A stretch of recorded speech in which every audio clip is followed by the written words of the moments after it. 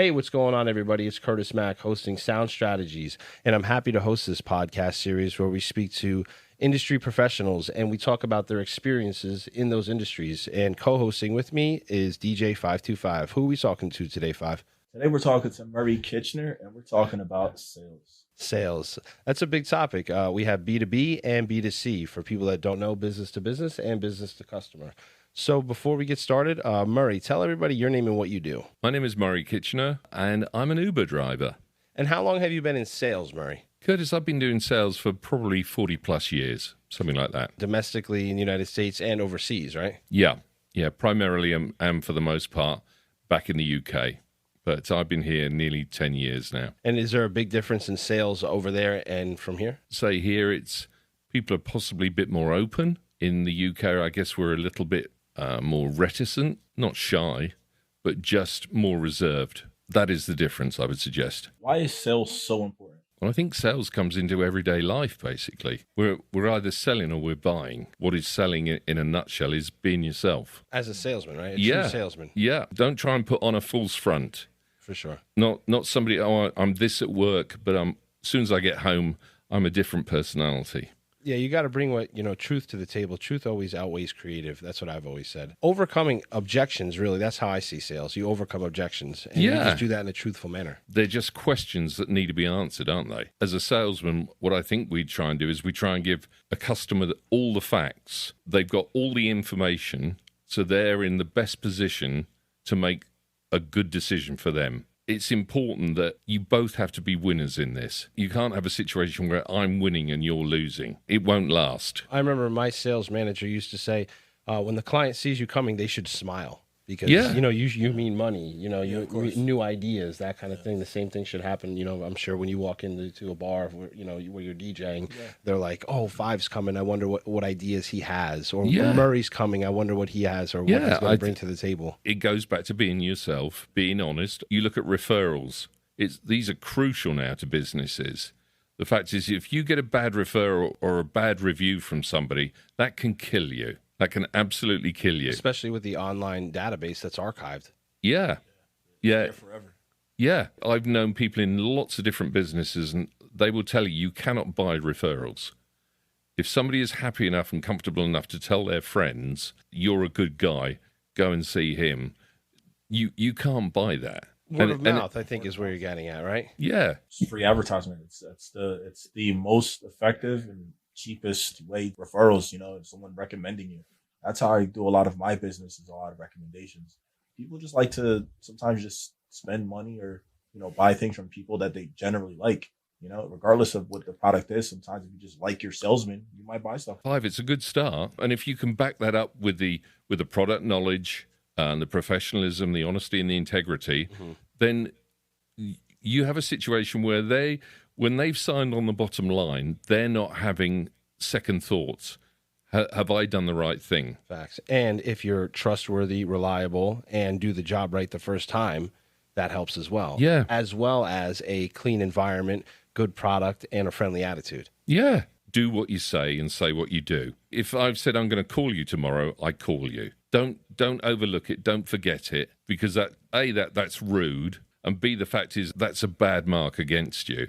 Because you've said you're going to do it, and then you failed to do so. And now you're a liar. Yeah. More or less. That's what Norman from WRNJ used to say. Shout out to RNJ. He used to say, if you basically in business, if you say you're going to do something and you don't do it, you're a liar. Yeah. And that's it. Now you can't be trusted. You're not reliable. And now, there it is. Yeah. It really isn't rocket science, is it? I've worked for companies where we've been told, we're going to adopt a new sales technique, or what. I think, here we go. We're going to reinvent the wheel yet again. Whereas just sort of, if you just left the whole thing alone and let people deal with people that they like and know, the business would grow. Any obstacles with sales? Well, there's always obstacles. I've been in car sales. I've sold construction equipment, which was sort of high value or whatever. They just want to know the fact that they're buying the right machine and they're getting the right sort of price for it, basically. Yeah, and they feel empowered, actually, when they do it, because if you're really talking to the foreman or whomever's signing the bottom of that paper, they have a boss as well. Sometimes their job is on the line, as well as your paycheck as well. So everyone should feel positive about this transaction. And a lot of times, Murray, same thing with you, Five, The agreement is when the relationship really starts. There's the evaluation and the troubleshooting forms and the back and forth and the research and development and the prospecting and the initial meetings. And then from there, once you sign, that's when the relationship happens. And that's when I'm, back and forth with I'm doing homework, you're doing homework, we're producing, we're publishing, we're doing stuff together or whatever we're doing as a team. But signing that piece of paper, some people get a little weary when it's time to sign. But really for us, we've done so much back end work before that contract has been presented. And then for that person about to sign it, maybe they've had one or two emails or maybe a meeting or two. But for us, there's a whole list of things that we've done, and usually at no cost. And then when that signature happens, that's when the real work happens. Yeah. I had a really good customer that I dealt with. Really nice guy. I rang him up, got new machines in. It was from a good manufacturer, so, you knew you were selling a good product. I said, we've got these in, and they were like 18.5 grand each. This is a long time. This is 30 years ago. So that's sterling. So about $20,000. They've got this engine, this transmission, everything. Yeah, sounds good. Are you interested, Bob? Yeah, I'll tell you what, I'll take 10 of them. Okay.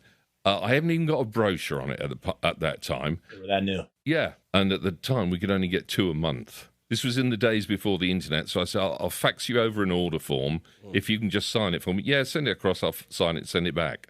And I went down to see my sales manager. I said, Bob's just ordered some machines. How many? 10. What? And what'd you get for them? That much.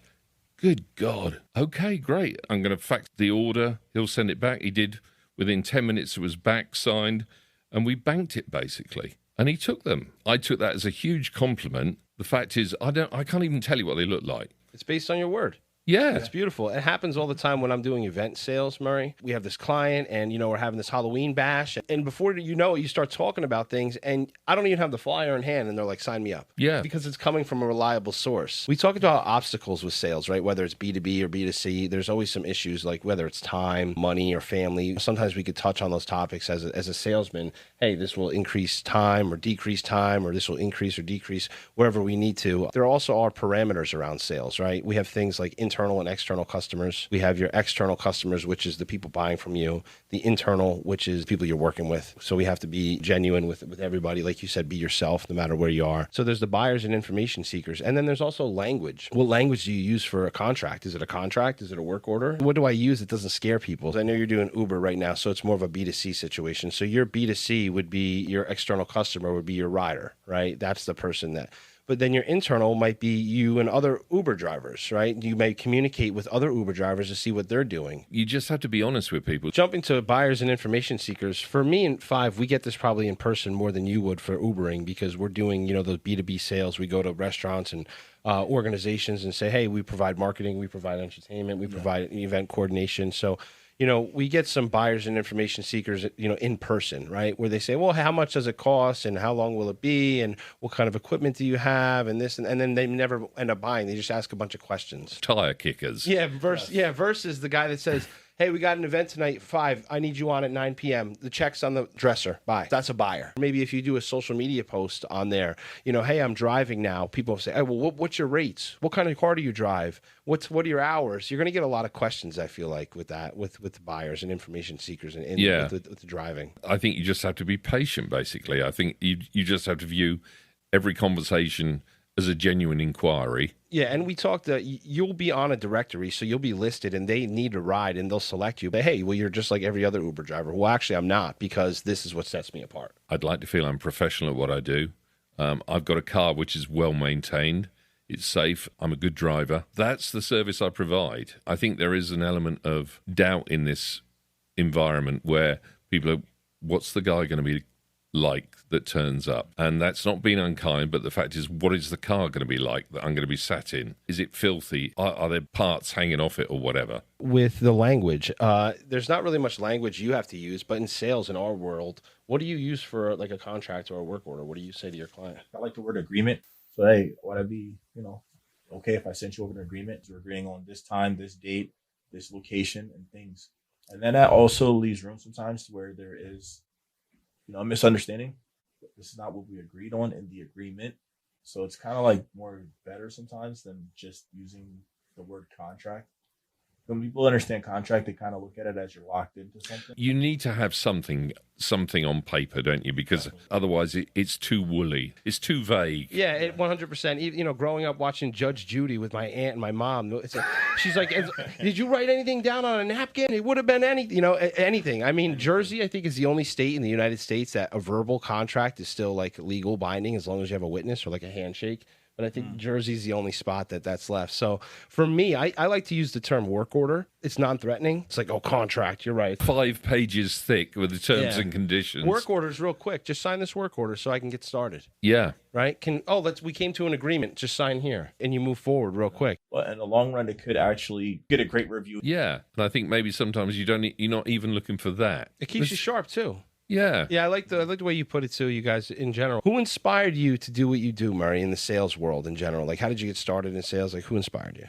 I've come across some good guys. I've worked for some good guys.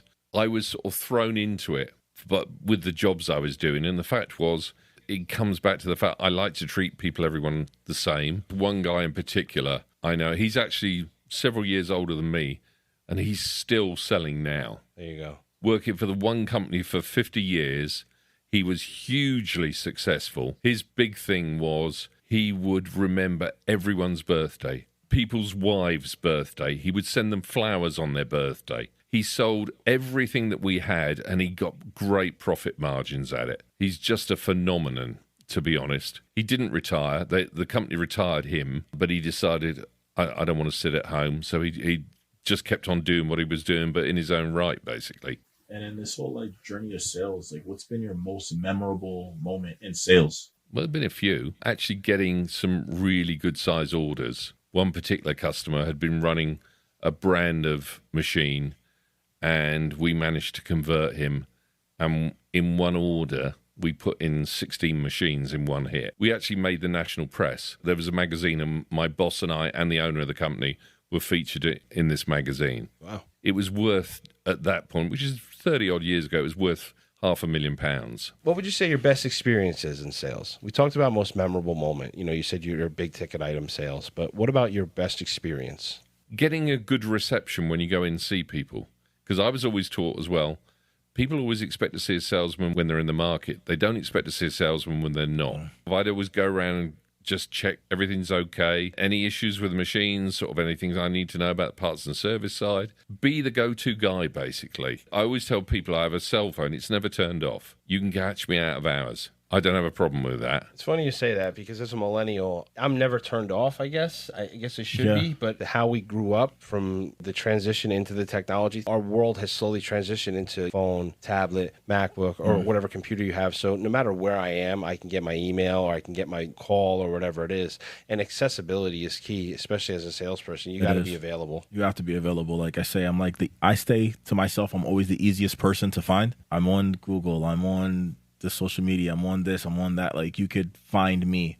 And I feel like the more accessible you are, the more opportunities you have to get a sale. Yeah. Visibility is key, Murray. We're always keen to take the sale, but then if there's an issue, we've also got to take ownership of that. Correct, but at least you can give an answer. And being a salesperson makes you very specific. That's what I've noticed, right? You don't just drive a car. You drive a BMW 335 Xi, right? So the same thing happens with you. You make the sale for, whatever the client is. You sell them the machine. They call you and say, hey, Murray, I have this problem. And you say, well, what is the exact issue you're having? You need to know exactly what the problem is so you can then transfer that information to the right department. It used to happen at the foot doctor I used to work at. They say, oh, the intake system is broken. Meanwhile, I'm the one that ran the intake system. So I said, well, what do you mean by that? It didn't work?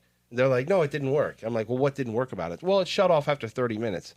Well, it does work. You failed to follow the proper parameters. But when you run in here and start saying, this doesn't work and that doesn't work, you're making me look bad because that's my system. Yeah. Sometimes customers don't know how much repercussion happens on the internal side just by making a claim. Yep. Yeah. Oh, this machine came broken. Very general statement. So it doesn't work. Yeah. It doesn't work, right? Yeah. Well, buddy, you got to turn it on. Yeah. Have you ran into that? Over your time of sales, you've become more specific? You don't want to have to repeat the conversation twice, do you? The fact is, again, you don't want anything vague, do you? Murray, what's the best way for you to be reached? I have a cell number, obviously. Do you have any shout-outs? Give me a try. As I say, I'd like to think I'm a safe driver in a safe car, providing safe journeys, basically, for you and your families. Any final thoughts? Anything that you live by? Any mantras? Treat people as you want to be treated, basically. Simple as that. For sure. And that's sales in a nutshell, too. Treat people how you want to be treated. You almost have to convince people to invest